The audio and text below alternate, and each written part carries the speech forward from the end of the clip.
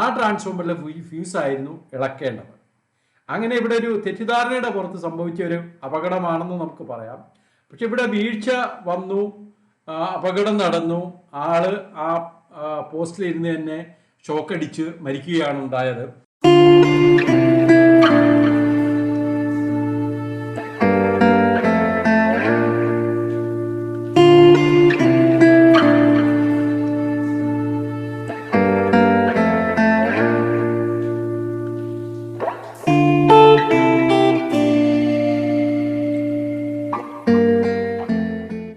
എല്ലാവർക്കും നമസ്കാരം.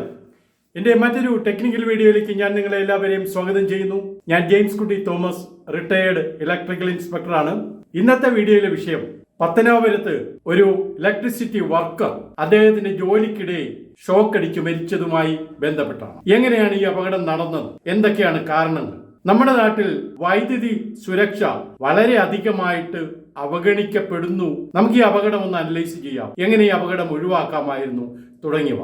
ഇത്തരത്തിലുള്ള വൈദ്യുതി സുരക്ഷാ ബോധവൽക്കരണ വീഡിയോകളും കൂടാതെ സോളാർ സംവിധാനങ്ങൾ, മിന്നൽ രക്ഷാ സംവിധാനങ്ങൾ, ജനറേറ്റർ സ്ഥാപിക്കുക, ട്രാൻസ്ഫോമർ സ്ഥാപിക്കുക, അങ്ങനെ മുതലായ പല വീഡിയോകളും എൻ്റെ ഈ യൂട്യൂബ് ചാനലിൽ ലഭ്യമാണ്. ഇനിയും നിങ്ങളിത് സബ്സ്ക്രൈബ് ചെയ്തിട്ടില്ല എങ്കിൽ ദയവായി സബ്സ്ക്രൈബ് ചെയ്യുക. ഇതിലെ വീഡിയോകൾ കൂടുതലായി മറ്റുള്ളവരിലേക്ക് ഷെയർ ചെയ്ത് സപ്പോർട്ട് ചെയ്യുക. നമുക്ക് നമ്മുടെ വിഷയത്തിലേക്ക് കടക്കാം. ഈ വീഡിയോയുടെ കാരണമായ വാർത്തയാണ് ഇപ്പോൾ സ്ക്രീനിൽ കാണുന്നത്. കൊല്ലം ജില്ലയിലെ പത്തനാപുരം എന്ന സ്ഥലത്ത് മരം വീണ് ലൈൻ പൊട്ടിയതിനെ തുടർന്ന് പ്രദേശത്തെ വൈദ്യുതി ബന്ധം നിലച്ചിരുന്നു. മരം മുറിച്ച് നീക്കിയ ശേഷം വിനോദും സഹപ്രവർത്തകരും അറ്റകുറ്റപ്പണിക്കായിട്ട് എത്തി. അവിടെ ഇതിലെ വിനോദും ലൈൻമാനും കൂടെ വന്നു. വിനോദ് ആരാണ്? ഇലക്ട്രിസിറ്റി വർക്കറാണ്. അപ്പൊ ഇവരവിടെ നിന്നിട്ട് ഇതിനടുത്ത് അതായത് ഇവർക്ക് കയറുവാനുള്ള പോസ്റ്റിലെ സപ്ലൈ ഓഫ് ചെയ്യുകയാണ്. ശരിക്കും ഇവിടെ ഒരു തെറ്റിദ്ധാരണയുണ്ട്. ഈ പോസ്റ്റ് ഇത് വായിക്കുമ്പോഴേ, ഈ വാർത്ത വായിക്കുമ്പോഴേ നമുക്ക് മനസ്സിലാകുന്നത് ഒരു ട്രാൻസ്ഫോമറിൽ നിന്നുള്ള വൈദ്യുതി ബന്ധം വിച്ഛേദിച്ച ശേഷം പോസ്റ്റിൽ കയറി കണക്ഷൻ കൊടുക്കുന്നതിനിടെയാണ് വിനോദിന് ഷോക്കേറ്റത്. ഇരുവശത്ത് നിന്ന് ഇവിടെ സപ്ലൈ ഉണ്ടായിരുന്നതാണ് അപകട കാരണം. ഇത് വായിച്ചാൽ പെട്ടെന്ന് നമുക്ക് മനസ്സിലാകുന്ന ഈ പോസ്റ്റിൽ, ഇദ്ദേഹം കയറിയ പോസ്റ്റിൽ രണ്ട് സൈഡിൽ നിന്നും സപ്ലൈ അല്ലെങ്കിൽ ഇന്റർലിങ്കിങ് പോസ്റ്റ് ആണെന്നൊരു തെറ്റിദ്ധാരണ തോന്നാം. പക്ഷെ ശരിക്കും അങ്ങനെയല്ല. ഈ അപകടം നടന്ന പോസ്റ്റ് ഇന്റർലിങ്കിങ് പോസ്റ്റ് ആയിരുന്നില്ല. പക്ഷെ ജോലി ചെയ്യേണ്ടുന്ന പോസ്റ്റിലെ ഫ്യൂസ് ആയിരുന്നില്ല ഇളക്കിയത്. കാരണം ഈ പോസ്റ്റിലെ വയറ് കണ്ടു കഴിഞ്ഞാൽ, അല്ലെങ്കിൽ ആ വയറിന്റെ കിടപ്പ് കണ്ടു കഴിഞ്ഞാൽ ഈ ട്രാൻസ്ഫോമറിലെ അല്ലെങ്കിൽ ഇവർ ഉദ്ദേശിച്ച ഫ്യൂസിൽ നിന്നുള്ള സപ്ലൈ ആണെന്ന് തോന്നും. പക്ഷെ അങ്ങനെ ആയിരുന്നില്ല. ഇത് കഴിഞ്ഞ് 2 പോസ്റ്റ് കഴിഞ്ഞാണ് ശരിക്കും ഈ ട്രാൻസ്ഫോമറിലെ ഇപ്പൊ ഇവർ ഇളക്കിയ ഫ്യൂസ് വരുന്നത്. ഈ പോസ്റ്റിലെ സപ്ലൈ എന്ന് പറഞ്ഞാൽ വേറൊരു ട്രാൻസ്ഫോമർ ആയിരുന്നു. ആ ട്രാൻസ്ഫോമറിലെ ഫ്യൂസ് ആയിരുന്നു ഇളക്കേണ്ടത്. അങ്ങനെ ഇവിടെ ഒരു തെറ്റിദ്ധാരണയുടെ പുറത്ത് സംഭവിച്ച ഒരു അപകടമാണെന്ന് നമുക്ക് പറയാം. പക്ഷെ ഇവിടെ വീഴ്ച വന്നു, അപകടം നടന്നു, ആള് ആ പോസ്റ്റിലിരുന്ന് തന്നെ ഷോക്കടിച്ച് മരിക്കുകയാണ് ഉണ്ടായത്. ഇദ്ദേഹം അത്യാവശ്യത്തിന് സേഫ്റ്റി ഉപകരണങ്ങൾ ഉപയോഗിച്ചിരുന്നുവോ? ഞാൻ മനസ്സിലാക്കുന്ന പറഞ്ഞാൽ സേഫ്റ്റി ബെൽറ്റിന് പകരം ഒരു റോപ്പ് വെച്ചൊരു ബെൽറ്റ് പോലെ ഇദ്ദേഹം ഉപയോഗിച്ചിരുന്നു. ആ കയറിലാണ് ഇദ്ദേഹം തൂങ്ങി കിടന്നതെന്ന് നമുക്ക് ആ വീഡിയോയിൽ കാണുവാൻ പറ്റും.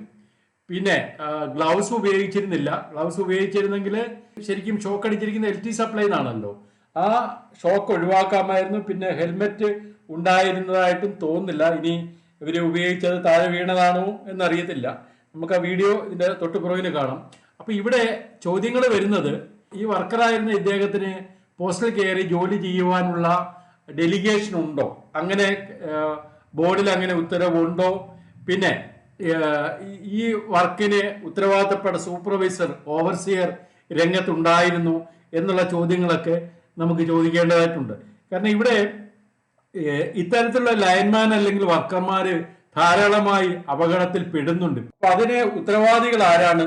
ഇപ്പൊ ഇതൊക്കെ ഇപ്പൊ നിങ്ങൾക്ക് സ്ക്രീനിൽ കാണുന്നതൊക്കെ ഈ അടുത്ത സമയങ്ങളിൽ നടന്ന, ഇതിപ്പോ ജൂലൈ 2022 ജൂലൈ 18 നടന്ന എറണാകുളത്ത് നടന്ന ഒരു അപകടമാണ്. ഇത് അതുപോലെ 4/11 നവംബറിൽ നടന്ന ഒരു അപകടമാണ്. ഇവിടെയും ഈ വാർത്തയിലും ഫ്യൂസ് മാറി ഊരിയതാണ് അപകട കാരണം. ഇപ്പൊ നമ്മൾ ഈ പറയുന്ന പോലുള്ള ഒരു അപകടമാണ് ഇത്. പാലക്കാട് ജില്ലയിലെ പട്ടാമ്പിയിൽ നടന്നൊരു അപകടമാണ്.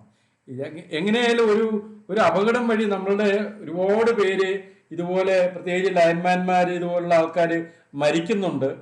അപ്പൊ ഇത് വളരെ ദയനീയമായ ഒരു സിറ്റുവേഷനാണ്. ഈ ഇങ്ങനെയുള്ള അപകടങ്ങൾക്ക് പ്രധാന കാരണങ്ങൾ എന്താണെന്ന് നമുക്കൊന്ന് ശ്രദ്ധിക്കാം. ഇവിടെ ഞാൻ ഈ റൈറ്റ് സൈഡിൽ അതിൻ്റെ റീസൺസ് ഞാൻ എഴുതിയിട്ടുണ്ട്. നമ്മൾ ഈ അപകട സ്ഥലത്തുള്ള ഇന്ന് കിട്ടിയ ഒരു വീഡിയോ ഉണ്ട്. ആ വീഡിയോ ഞാൻ ഈ ലെഫ്റ്റ് സൈഡിൽ ഡിസ്പ്ലേ ചെയ്യാം. അത് നിങ്ങൾ ശ്രദ്ധിക്കുക. അതോടൊപ്പം ഞാൻ ഈ പറയുന്ന കാര്യങ്ങളൂടെ ശ്രദ്ധിക്കുക. അപ്പോൾ ഇങ്ങനെയുള്ള അപകടങ്ങൾ ഉണ്ടാകാൻ അല്ലെങ്കിൽ ഇതുപോലുള്ള ലൈൻ മാറി ഓഫ് ചെയ്യുക, അങ്ങനെ പല കാരണങ്ങൾ കൊണ്ടും ഇത്തരത്തിലുള്ള അപകടങ്ങൾ ഉണ്ടാകും. അതിന് ഉത്തരവാദിത്തങ്ങളും കാര്യങ്ങളൊക്കെ പറഞ്ഞുകൊണ്ട് നമുക്കൊരു 2-3 പോയിന്റ് ഒന്ന് വായിച്ചും പഠിക്കാം. വൈദ്യുതി വിതരണം സംബന്ധിച്ചുള്ള ഓരോ ഭാഗങ്ങളിലും അവ ഏത് ഭാഗത്തേക്കാണ് വൈദ്യുതി വിതരണം നടത്തുന്നത് എന്ന് അടയാളപ്പെടുത്തണം. അതിന് മാപ്പിംഗ് എന്ന് പറയും. നിയമത്തിൽ അത് കൃത്യമായിട്ട് പറയുന്നുണ്ട്. ഏത് ട്രാൻസ്ഫോമറിൽ നിന്ന് ഏത് ഭാഗത്തോട്ട് ഫീഡ് ചെയ്യുന്നു, പിന്നെ ഇന്റർലിങ്കിങ് പോസ്റ്റ് ഉണ്ടെങ്കിൽ അത് മാർക്ക് ചെയ്യണം. അങ്ങനെയുള്ള കാര്യങ്ങളെല്ലാം കൃത്യമായിട്ട് ഒരു ഡയഗ്രം ആ ഓഫീസിൽ ഉണ്ടായിരിക്കണം. ഇപ്പോൾ പലരും ട്രാൻസ്ഫർ ആയി വരുമ്പോൾ ആ ഏരിയയെ പറ്റി പലർക്കും അറിയത്തില്ല.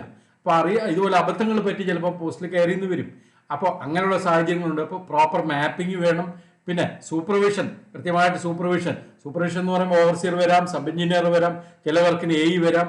അപ്പോൾ അതിനെ ഡെലിഗേറ്റ് ചെയ്തിരിക്കുന്ന ഓവർസിയർ ഇതുപോലുള്ള വർക്കുകളിൽ അറ്റൻഡ് ചെയ്യുന്നുണ്ടോ? പിന്നെ പ്രോപ്പർ എർത്തിങ് എന്ന് പറയുമ്പോൾ ഇതിൻ്റെ 2 സൈഡും എർത്ത് ചെയ്ത്, ഞാനൊരു ഡയഗ്രം ഉണ്ട് അതിൻ്റെ പുറകിൽ കാണിച്ച് ഞാൻ എക്സ്പ്ലെയിൻ ചെയ്ത് തരാം. അതിനെ ഈക്വൽ പൊട്ടൻഷ്യൽ എർത്തിങ് എന്ന് പറയും. അങ്ങനെ എർത്ത് ചെയ്ത് പ്രോപ്പറായിട്ട് വേണം ഈ വർക്ക് ചെയ്യുവാൻ. അങ്ങനെ എർത്ത് ചെയ്തിരുന്നുവെങ്കിൽ ഈ അപകടം നമുക്ക് ഒഴിവാക്കാമായിരുന്നു. പിന്നെ ജോലി ചെയ്യുന്ന സമയങ്ങളിൽ മറ്റ് ഫോൺ വിളികൾ ഒഴിവാക്കുക. അത് സ്ഥിരം സംഭവിക്കുന്ന ഒരു കാര്യമാണ്. താഴെ ഒരാൾ സൂപ്പർവൈഷൻ എന്നും പറഞ്ഞ് നിൽക്കുക, അല്ലെങ്കിൽ ഒരു ഫീസ് ഇളക്കാൻ പോയ ആൾ ആ പർപ്പസിന് വേണ്ടി നമ്മൾ വിടും. അദ്ദേഹത്തിന് ഒരു ഫോൺ വരും. ആ ഫോൺ ഇങ്ങനെ ദീർഘമായിട്ട് സംസാരിച്ചുകൊണ്ടിരിക്കും. നമ്മുടെ ജോലിയിൽ ചിലപ്പോൾ മുഴുവാൻ പറ്റത്തില്ല. അപ്പോൾ പ്രത്യേകിച്ച് ഒരു നിയമം തന്നെ ഉണ്ടാക്കണം. ഈ വർക്ക് ചെയ്യുമ്പോൾ ഫോൺ എടുക്കരുത് എന്നുള്ളൊരു നിയമം തന്നെ നമുക്ക് ഉണ്ടാക്കേണ്ടിയിരിക്കുന്നു. പിന്നെ സുരക്ഷാ സംവിധാനങ്ങൾ ഉപയോഗിക്കുക. വൈദ്യുതി ഉണ്ടോ എന്ന് ടെസ്റ്റിംഗ് ഉപകരണങ്ങൾ ഉപയോഗിച്ച് പരിശോധിക്കുക. അത് പലപ്പോഴും നമുക്കൊരു അതിശയം തോന്നുന്ന കാര്യമാണ്. നമ്മൾ വീടുകളിലായപ്പോലും ഒരു ടെസ്റ്റർ വെച്ച് നോക്കിയിട്ടല്ലേ നമ്മൾ ഇതൊക്കെ കൈകാര്യം ചെയ്യുന്നുള്ളൂ. എന്തുകൊണ്ട് ഈ ലൈൻമാൻ അല്ലെങ്കിൽ ഇതുപോലുള്ള ആൾക്കാർക്ക് ലൈനിൽ 11 kV ടെസ്റ്റർ ആയാലും അല്ലെങ്കിൽ LT സപ്ലൈയിലായാലും എന്തുകൊണ്ട് ടെസ്റ്റ് ചെയ്ത് ഇത്തരത്തിൽ വർക്കുകൾ ചെയ്തുകൂടാ എന്ന് നമുക്ക് ചിന്തിക്കേണ്ടിയിരിക്കുകയാണ്. പിന്നെ ജോലി ചെയ്യേണ്ട ലൈനിലെ ഫ്യൂസ് ആണ് ഇളക്കിയത് എന്ന് ഉറപ്പുവരുത്തുക. ഈ ഒരു സംഗതിയാണ് ഇവിടെ വീഴ്ച വന്നിരിക്കുന്നത്. ജോലി ചെയ്യേണ്ട ലൈനിലെ ഫ്യൂസ് തന്നെയാണ് ഇളക്കിയെന്ന് ഉറപ്പുവരുത്തണം. പിന്നെ ലൈൻ മാറി കയറി ഷോക്ക് അടിക്കുക, അത് സംഭവിക്കാറുണ്ട്. പിന്നെ AB സ്വിച്ച് മാറി ഓഫ് ചെയ്ത് ഷോക്ക് അടിക്കുക. ഈ AB സ്വിച്ച് മാറി ഓഫ് ചെയ്ത് ഷോക്ക് അടിക്കുന്ന സിറ്റുവേഷൻസ് ധാരാളമുണ്ട്. അതിനേക്കാളും രസം എന്താണെന്ന് വെച്ചാൽ AB സ്വിച്ച് ഓഫ് ചെയ്യുമ്പോൾ അതിൻ്റെ 3 പിന്നുണ്ടല്ലോ, ബ്ലേഡ് ഉണ്ടല്ലോ, അതിങ്ങനെ മാറി വരേണ്ടതിന് പകരം ചില സമയത്ത് ആ ബ്ലേഡ് കംപ്ലൈൻറ്റ് വന്നിട്ട് 1-2 ബ്ലേഡ് ഇങ്ങനെ മാറാതിരിക്കുന്ന സിറ്റുവേഷൻസ് വരുന്നുണ്ട്. അങ്ങനെ അപകടം ഉണ്ടാകാം. പിന്നെ ഇന്റർലിങ്കിങ് പോസ്റ്റ് കൃത്യമായി അടയാളപ്പെടുത്താത്തത് വഴി ഉണ്ടാകുന്ന അപകടങ്ങൾ, അങ്ങനെയും അപകടങ്ങൾ നടക്കുന്നുണ്ട്. ഓക്കെ, ഇതാണ് ഇക്വൽ പൊട്ടൻഷ്യൽ ബോണ്ടിങ് എന്ന് പറയുന്നത്. നമ്മൾ ഒരു പോസ്റ്റിൽ വർക്ക് ചെയ്ത് കഴിഞ്ഞാൽ ഇതിന്റെ 2 സൈഡും ഇതുപോലെ ലിങ്ക് ചെയ്ത് 2 സൈഡും തമ്മിൽ ഇന്റർലിങ്ക് ചെയ്ത് താഴെ കൊണ്ടുവന്ന് എർത്തടിക്കണം. ഇത് ഇക്വൽ പൊട്ടൻഷ്യൽ ബോണ്ടിങ് എർത്തിങ് എന്ന് പറയും. ഇത് കൃത്യമായിട്ട് KSEB ഗൈഡ് ലൈൻ ഉള്ളതാണ്. ഞാൻ പല സ്ഥലങ്ങളിലും കണ്ടിട്ടുണ്ട്. ഇതുപോലെ ലൈൻമാൻമാർ വർക്ക് ചെയ്യുമ്പോൾ ഒരു സൂട്ട് കേസും പിടിച്ചുകൊണ്ട് പോകും. ആ സൂട്ട് കേസിനകത്ത് ഇതിനുള്ള സാമഗ്രികളായിരിക്കും. പക്ഷേ പലർക്കും ഇത് വളരെ ഒരു അവഗണനയാണ്. ഈ കാര്യത്തോട് ഇത്രയും ഒരു ചെറിയൊരു വർക്ക് ചെയ്യുന്നതിന് വേണ്ടി ഇത്രയൊരു സംഭവം ചെയ്യുവാനായിട്ട് അവർക്ക് വലിയ ബുദ്ധിമുട്ടാണ്. അതുകൊണ്ട് തന്നെയാണ് ഇങ്ങനെയുള്ള അപകടങ്ങൾ ഉണ്ടാകുന്നത്. ഇനി നമുക്ക് ഈ വർക്കർക്ക് ഈ പോസ്റ്റിൽ കയറി ഇങ്ങനെ ചെയ്യുവാനായിട്ടുള്ള റൈറ്റ് ഉണ്ടോ, KSEBക്ക് അങ്ങനെ ഒരു ഡയറക്ഷൻ ഉണ്ടോ എന്ന് നമുക്കൊന്ന് പരിശോധിക്കാം. ഇവിടെ ഇത് ഒരു ബോർഡ് ഓർഡറിന്റെ ഒരു അനക്സറാണ്. ആ അനക്സറിൽ ഇലക്ട്രിസിറ്റി വർക്കറിനെ പറ്റി പറയുന്നുണ്ട്. അദ്ദേഹത്തിന്റെ ഡ്യൂട്ടി എന്താണെന്ന് വെച്ചാൽ work as per the instruction of superiors concerned. അതായത് സുപ്പീരിയേഴ്സ് പറയുന്ന അവരുടെ ഇൻസ്ട്രക്ഷൻ അനുസരിച്ചുള്ള വർക്കുകൾ ഒരു ഇലക്ട്രിസിറ്റി വർക്കർ ചെയ്യുവാൻ ഉത്തരവാദിത്തപ്പെട്ട ആളാണ് എന്നാണ് പറഞ്ഞിരിക്കുന്നത്. ഇവിടെ ഒരു ഓവർസിയറുടെ ഡ്യൂട്ടി പറയുന്നുണ്ട്. അതിൻ്റെ അകത്ത് ഞാൻ ഈ അപകടവുമായിട്ട് ബന്ധപ്പെട്ട ഒരു കാര്യം വരുന്നതുകൊണ്ടാണ് ഞാൻ ഇത് ഹൈലൈറ്റ് ചെയ്തിരിക്കുന്നത്. Attending LT supply interruption and ST under supervision. ഈ കേസിൽ ഈ വർക്കിൽ ഒരു LT ലൈൻ ആയതുകൊണ്ട് ഇവിടെ സൂപ്പർവിഷൻ്റെ ആവശ്യകതയുണ്ട്. ഈ ഓവർസിയർ അതിന് സൂപ്പർവിഷൻ കൊടുക്കേണ്ട കാര്യം ഉണ്ടായിരുന്നു, അതവിടെ കൊടുത്തിട്ടില്ല. പിന്നെ അതുപോലെ ലൈൻമാൻ്റെ ഡ്യൂട്ടി ഇവിടെ കുറച്ച് കാര്യങ്ങളൊക്കെ പറയുന്നുണ്ട്. ഇതുപോലുള്ള വർക്കുകളിൽ ശരിക്കും ഈ പോസ്റ്റ് കയറുന്നതൊക്കെ ആകുന്നതും എക്സ്പീരിയൻസ്ഡ് ആയിട്ടുള്ള ഇങ്ങനെയുള്ള ആൾക്കാരാണ് കയറേണ്ടത്, ലൈൻമാൻമാരാണ് കയറേണ്ടതെന്നാണ് എൻ്റെ ഒരു അഭിപ്രായം. എൻ്റെ വ്യക്തിപരമായ ഒരു അഭിപ്രായം അതാണ്. ഈ ഒരു ഇലക്ട്രിസിറ്റി വർക്കർ എന്ന് പറയുമ്പോൾ അവരൊരു കുറച്ച് വർഷങ്ങൾ കഴിഞ്ഞിട്ടേ ലൈൻമാൻ ആകുന്നുള്ളൂ. അത്രയും സമയം കൊണ്ടൊക്കെ അവർ പതുക്കെ പതുക്കെ ട്രെയിൻഡ് ആക്കാം. പക്ഷേ ഒരു പോസ്റ്റിൽ കയറുകയും അതുവഴി ഒരു അപകട മരണം ഉണ്ടാവുകയും ചെയ്യുക എന്ന് പറഞ്ഞാൽ അത് വലിയൊരു വീഴ്ചയാണ്. നമുക്ക് ഈ വർക്കറിനെ പറ്റി, വർക്കറിന്റെ ഡ്യൂട്ടിയെ പറ്റി KSEBയിൽ പൊതുവെ പല ഓഫീസുകളിലും സർക്കുലേറ്റ് ചെയ്യുന്ന ഒരു നോട്ടുണ്ട്. അത് നമുക്കൊന്ന് ജസ്റ്റ് ഒന്ന് ഓടിച്ച് നോക്കി അങ്ങ് തീർക്കാം, നമ്മുടെ ടോപ്പിക്ക് നിർത്താം. അപ്പോൾ ഇലക്ട്രിസിറ്റി വർക്കറുടെ ചുമതലകളും കർത്തവ്യങ്ങളും, സാധാരണ അവർക്ക് ചെയ്യേണ്ട ജോലികൾ എന്തൊക്കെയാണ് അവരുടെ ഉത്തരവാദിത്തങ്ങൾ, ജസ്റ്റ് ഒന്ന് ഓടിച്ച് വായിച്ച് വിടാം നമുക്ക്. ഡ്യൂട്ടി സമയത്ത് നിർദ്ദിഷ്ട യൂണിഫോം ധരിക്കുക, 11 kV LT ലൈൻ റൂട്ട് സർവേയിൽ സഹായിക്കുക. കണ്ടില്ലേ, സഹായിക്കുക എന്നുള്ളതാണ് അവിടെ ഇമ്പോർട്ടൻസ്. പിന്നെ 11 kV LT ലൈൻ സാധനങ്ങൾ മേൽനോട്ടത്തിൽ ജോലി സ്ഥലത്ത് എത്തിക്കുക, എല്ലാത്തരം സപ്പോർട്ടുകളും അനുബന്ധമായവയും മേലധികാരികളുടെ നിർദ്ദേശാനുസരണം സ്റ്റോർ, സെക്ഷൻ ഓഫീസ് അതുപോലെ മറ്റ് സ്ഥലങ്ങളിൽ നിന്ന് HT LT സാധന സാമഗ്രികൾ, മീറ്ററുകൾ, ട്രാൻസ്ഫോമറുകൾ, മറ്റനുബന്ധ സാധനങ്ങൾ എന്നിവ വാഹനത്തിലേക്ക് ശ്രദ്ധയോടെ കയറ്റുകയും ജോലി സ്ഥലത്ത് ഇറക്കി അടുക്കി വയ്ക്കുകയും ചെയ്യുക. പിന്നെ ട്രാൻസ്ഫോമർ സ്ഥാപിക്കൽ, മറ്റ് ST LT പ്രതിഷ്ഠാപനങ്ങൾ, അവയുടെ അഴിച്ചുപണികൾ എന്നിങ്ങനെ വൈദ്യുതി വിതരണ മേഖലയുമായി ബന്ധപ്പെട്ട ജോലികൾ മേൽനോട്ടത്തിൽ ചെയ്യുക. ജോലി സ്ഥലത്ത് നിന്ന് ഉപകരണങ്ങളും പണി കഴിഞ്ഞ് ബാക്കി വന്ന സാധന സാമഗ്രികളും സ്റ്റോർ, സെക്ഷൻ ഓഫീസിലേക്ക് നിർദ്ദേശാനുസരണം എത്തിക്കുക. ഇവിടെ എല്ലാം സഹായിക്കുന്ന കാര്യങ്ങളാണ് പറയുന്നത്. ഒരു ലൈവ് വയറിലോ അല്ലെങ്കിൽ ഒരു ലൈനിലോ കയറി വർക്ക് ചെയ്യുന്ന കാര്യങ്ങൾ ഇവിടെ ഉദ്ദേശിക്കുന്നില്ല. പിന്നെ കേബിൾ ട്രെഞ്ച് ഉണ്ടാക്കുക, മണൽ വിരിക്കുക, ഇഷ്ടിക നിരത്തുക, കേബിൾ ട്രെഞ്ച് മൂടുക, വേണ്ടി വരുന്നിടത്ത് പഴയ കേബിൾ കുഴിച്ച് പുറത്തെടുക്കുക തുടങ്ങിയ ST LT കേബിൾ ലേയിങ്ങും അനുബന്ധ പ്രവർത്തികളിലും മേൽനോട്ടത്തിൽ ചെയ്യുക. ഇവിടെ കണ്ടില്ലേ, മേൽനോട്ടത്തിൽ ചെയ്യുക. പിന്നെ മേൽനോട്ടത്തിൽ സർവീസ് കണക്ഷൻ, ഡിസ്മാൻഡ്ലിംഗ് ജോലികൾ ചെയ്യുകയും സാധനങ്ങൾ തിരികെ ഓഫീസിൽ എത്തിക്കുകയും ചെയ്യുക. മേൽനോട്ടത്തിൽ സർവീസ് കണക്ഷൻ, ഡിസ്മാൻഡ്ലിംഗ് ജോലികൾ ചെയ്യുക. പിന്നെ മേലധികാരികൾ നിർദ്ദേശിക്കുന്ന സ്ഥലങ്ങളിൽ മേൽനോട്ടത്തിൽ വഴിവിളക്കുകൾ സ്ഥാപിക്കുക. അവിടെ വഴിവിളക്കുകൾ സ്ഥാപിക്കുക എന്ന് പറഞ്ഞൊരു വർക്കാണ്, ആ വർക്ക് അവിടെ പറയുന്നുണ്ട്.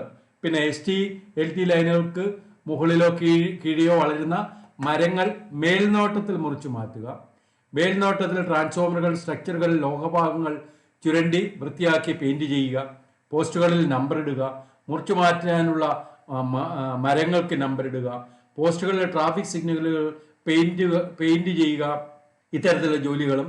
പിന്നെ 11 kV LT ലൈനുകൾ, ട്രാൻസ്ഫോമറുകൾ, വഴിവിളക്കുകൾ, പണിയായുധങ്ങൾ, സ്ട്രക്ചറുകൾ, മറ്റനുബന്ധ സാധനങ്ങളുടെയും നന്നാക്കലും അറ്റകുറ്റപ്പണികളും മേൽനോട്ടത്തിൽ ചെയ്യുക. മേൽനോട്ടത്തിൽ ട്രാൻസ്ഫോമർ 11 kV സ്വിച്ച് യാർഡ് വൃത്തിയാക്കുക. എല്ലാത്തരം വെതർ പ്രൂഫ് ഓവർഹെഡ് സർവീസ് കണക്ഷനുകൾ നൽകുന്ന ജോലികളിൽ സഹായിക്കുക. മേലധികാരികളുടെ നിർദ്ദേശമനുസരിച്ച് സെക്ഷൻ, സർക്കിൾ സ്റ്റോറിൽ സാധനങ്ങൾ വൃത്തിയാക്കി അടുക്കി വയ്ക്കുക. LT ST ലൈനുകളിൽ ശ്രദ്ധയിൽപ്പെടുന്ന തകരാറുകൾ മേലധികാരികളോട് റിപ്പോർട്ട് ചെയ്യുകയും ബോർഡിന്റെ വസ്തുവകകളുടെ ദുരുപയോഗമോ വൈദ്യുതി ദുരുപയോഗമോ ശ്രദ്ധയിൽപ്പെട്ടാൽ ആ വിവരങ്ങൾ മേലധികാരികളോട് റിപ്പോർട്ട് ചെയ്യുക.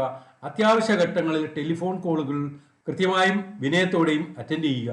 മേലധികാരികൾ ഏൽപ്പിക്കുന്ന മറ്റ് ഏത് ജോലികൾ നിർവഹിക്കുക. ഈ എഴുതിയിരിക്കുന്നതിന് പ്രത്യേകിച്ച് ഒരു ഓർഡറോ എന്തെങ്കിലും ഉണ്ടോ എന്ന് KSEB ഒരു ഓർഡറിന്റെ അടിസ്ഥാനത്തിലാണ് എഴുതിയെന്ന് എനിക്ക് തോന്നുന്നില്ല. പക്ഷേ അവരുടെ എക്സ്പീരിയൻസ് ആൾക്കാരുടെ അനുഭവത്തിന്റെ പുറത്താണ് ഈ തരത്തിലുള്ള കാര്യങ്ങൾ എഴുതിയിരിക്കുന്നത്. ഇവിടെ നമ്മൾ ഒരു കാര്യം ശ്രദ്ധിക്കേണ്ടതെന്ന് പറഞ്ഞാൽ, ഒരു വർക്കർ, ഇലക്ട്രിസിറ്റി വർക്കർ എന്ന് പറയുമ്പോൾ അവർക്ക് ഒരിക്കലും ഇതുപോലുള്ള ഒരു ലൈവ് വയർ കയറി ഒരു അപകടമുണ്ടാകുന്ന തരത്തിലേക്ക് പോകരുത് എന്ന് പറയേണ്ടിയിരിക്കുന്നു. കാരണം അതൊരു എക്സ്ട്രീം സ്റ്റേജാണ്. അതെന്തായാലും ഒരു വീഴ്ച തന്നെയാണ്. നമ്മൾ നേരത്തെ കണ്ടു, KSEB ഒരു ഓർഡർ തന്നെ കണ്ടു, work as per the instructions of superiors concerned. Superior order ഇട്ടാലും അതിൻ്റെ ഉത്തരവാദിത്തപ്പെട്ട ഒരു ലൈൻമാനും സൂപ്പർവൈസ് ചെയ്യേണ്ട ഉദ്യോഗസ്ഥനും ഇല്ലാതെ സുപ്പീരിയേഴ്സ് അത് ഓർഡർ ചെയ്യേണ്ട കാര്യമില്ല. കാരണം അതൊരു വീഴ്ചയാണ്. അങ്ങനെ ഓർഡർ ചെയ്താൽ തനിയെ അതൊരു വീഴ്ച തന്നെയാണ്. അപ്പോൾ ഇത്തരത്തിലൊരു അപകടം കൂടാത്തതാണ്.